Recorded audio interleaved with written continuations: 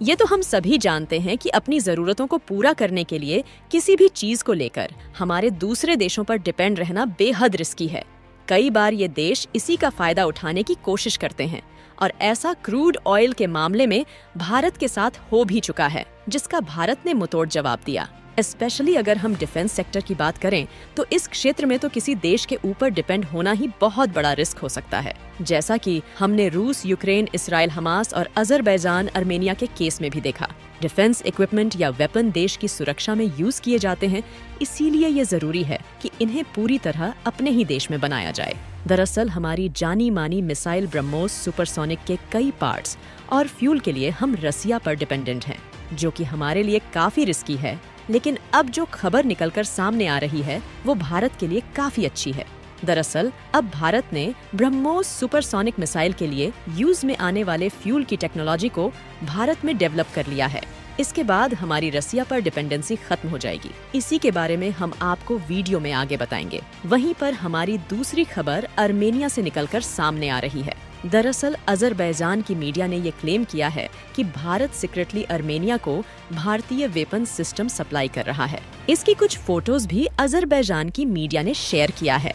ये क्लेम कितना सच है इसके बारे में भी आपको वीडियो में आगे डिटेल्स में बताएंगे। दोनों खबर काफी इंटरेस्टिंग है, इसीलिए वीडियो को अंत तक जरूर देखिएगा। तो चलिए इस वीडियो को शुरू करते हैं।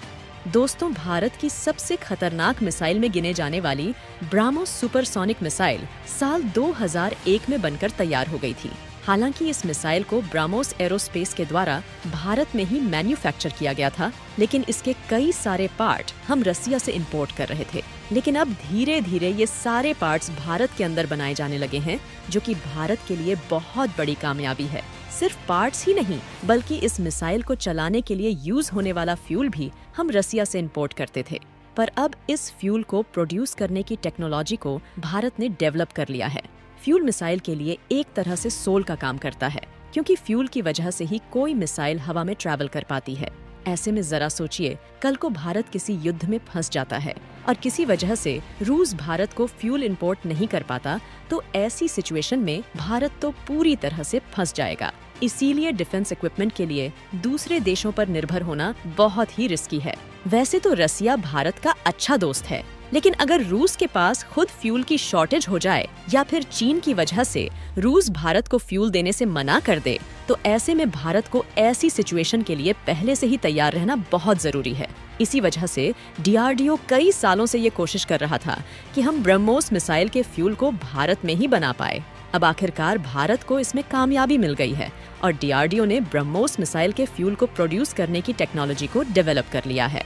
साल 2001 में पहली ब्रह्मोस मिसाइल लॉन्च हुई थी और तब से लेकर अब तक हम ब्रह्मोस मिसाइल के फ्यूल के लिए रसिया पर डिपेंडेंट थे।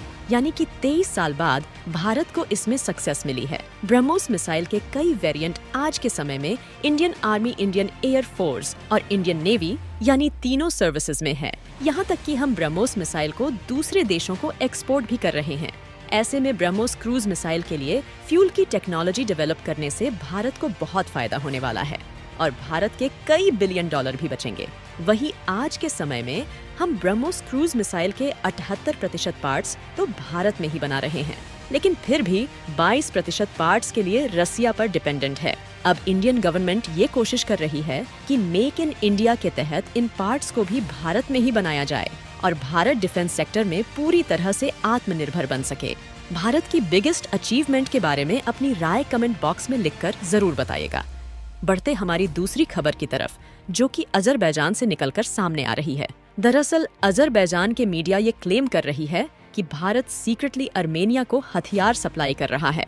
अजरबैजान की मीडिया इसका फोटो शेयर करते हुए कहा है कि एक टैपोलिन कवर ट्रक को इन्होंने ईरान के एक गांव से अर्मेनिया की तरफ जाते हुए देखा और उनका ये कहना है कि ये ट्रक इंडियन मिलिट्री कार्गो को कैरी करके ले जा रहा था। अजरबैजान का इस तरह का क्लेम कई सवाल खड़े कर रहा है। अजरबैजान की मीडिया ने ये आरोप लगाया है कि ये कार्गो भारतीय वेपन सिस्टम है।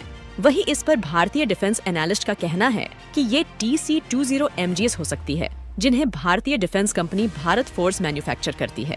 लेकिन ये क्लेम अनवेरिफाइड साबित हो रहा है, क्योंकि जो फैक्ट्स निकलकर सामने आ रहे हैं उससे कुछ भी साबित नहीं हो रहा।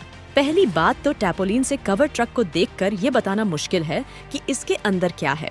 दूसरा, यहाँ पर ध्यान देने वाली बात ये है कि इंडियन कंपनी भारतीय फौज 2023 में अर्मेनिया को ऑलरेडी काफी सारे वेपन सप्लाई कर चुकी है। तो ऐसे में दोबारा से भारत का अर्मेनिया को सेम वेपन सिस्टम सप्लाई करना काफी इलॉजिकल होगा।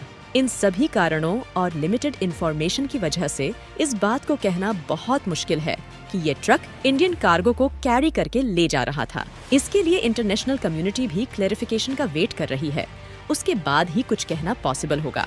लेकिन फिलहाल अजरबैजान की मीडिया काफी ज्यादा शोर मचा रही है कि भारत काफी अत्याधुनिक हथियार लगातार अर्मेनिया को दे रहा है।